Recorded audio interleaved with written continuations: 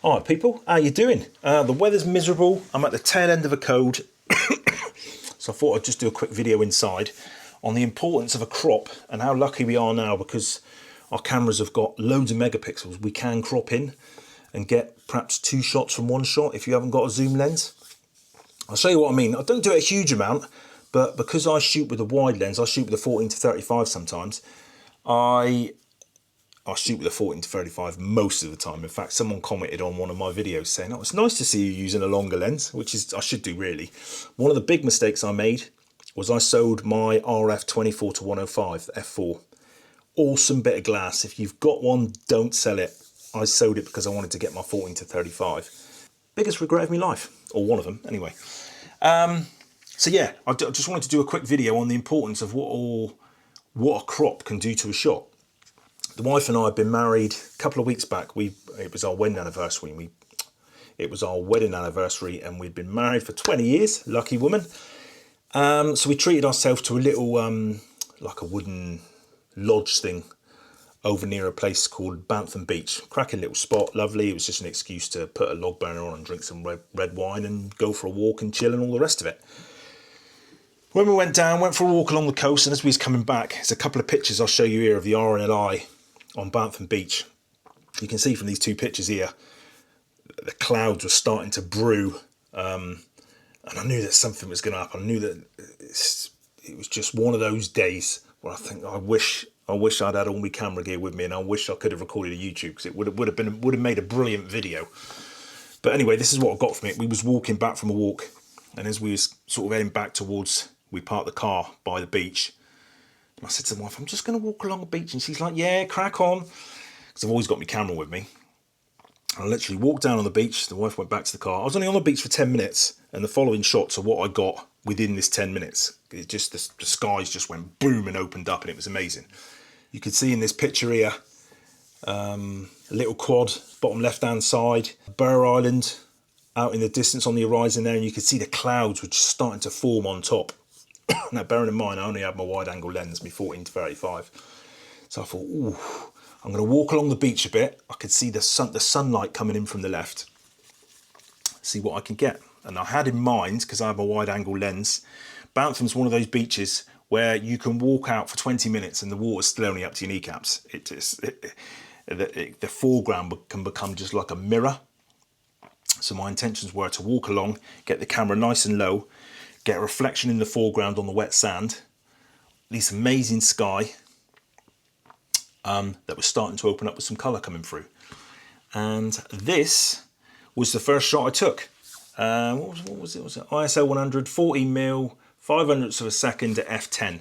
And I focused smack bang on the middle there, on the windsurfer, thinking there's no point in focusing anywhere in the foreground because that was just a reflection off the sand, so nothing's going to be entirely sharp there. But I focused on the windsurfer because I suppose that's my main point of interest.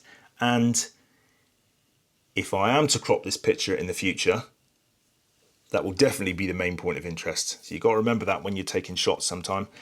You know, if you think, well, am I going to crop in on this? That wants to be, if that's going to be the main point of interest when I zoom in, that definitely needs to be in sharp focus.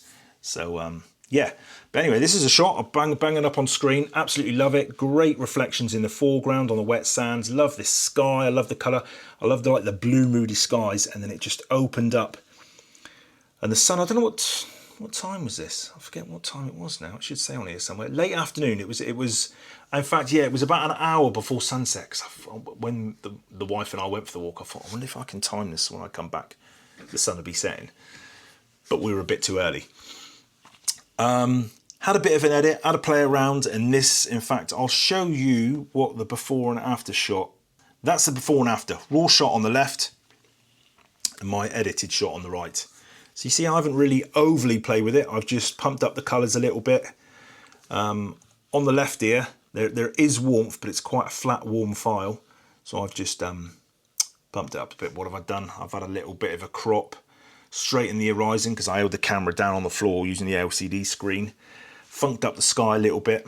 But anyway, this isn't about editing. I wouldn't ever do many videos on editing because I'm rubbish. But that's the before and after. And then when I got it back on the computer screen, before I think about cropping it in, all I'll do is I'll go down to the zoom and I'll just have a little pull in a little bit. That there, look. Well, that's 99. That's about 100%. Now to me, that's still good enough to crop into. I mean, the Canon EOS R, it's a few years old now. I can't remember when it came out. Was it 2018? I don't know, but it's a few years. So now I know, yep, I can have a little crop about and still keep a bit of detail. So then I went over to my crop tool, cropped in, and what I was thinking of was kind of, there's a line here. You can see there's a line there. I wanted to crop. My main point of interest was the island, the sky. Well, starting from the top, obviously I love the sky. I kept as much of the sky as I could. I love the sky opening up and the warm light coming down onto the windsurfer.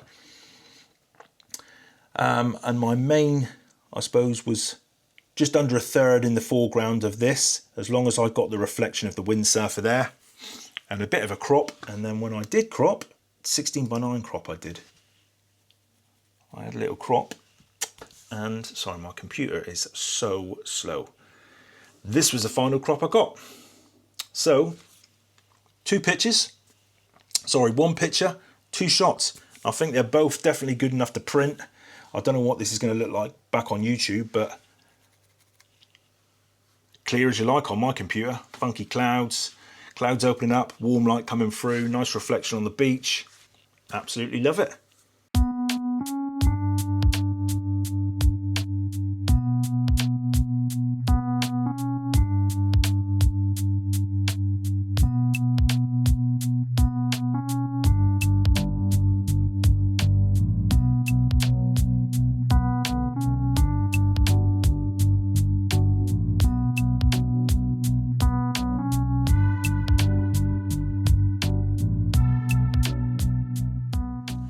So yeah, people, that is it. 1 shot, 2 half decent pictures. So I just wanted to show, don't forget when you're out shooting, if you haven't got a zoom lens, just remember the megapixels we've got on our cameras now, you can get away with zooming in sometimes, as long as your point of focus, remembering where your point of focus is going to be when you crop the picture. There's no point in me having a picture, focusing a third of the way into the scene, and then when I crop the picture, that third of the way has been cropped out of the picture. You know what I mean? So I knew that when my point of focus was on the windsurfer, I knew that if I cropped in, that would still be the main point of focus, and it'd still be sharp.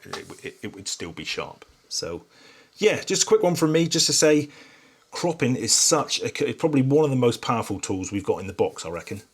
And there is one more shot I'll put up at the ends that I got. Yeah, so hope that helps, people. Remember, the crop tool is pretty cool.